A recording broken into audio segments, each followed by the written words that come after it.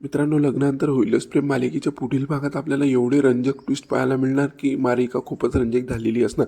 आता मालिकेच्या पुढील भागात आपल्याला उद्या सुरुवातीला पाहायला मिळणार की एकीकडे आता काव्य आणि पार्थ जो आहे रूममध्ये असतात, तेवढ्यातच आपल्याला पाहायला मिळणार की काव्याचा बेबी जे आहे IASची फोटो घेऊन असते आणि ते IASचा फोटो जो आहे हवेनं खाली पडून जाते.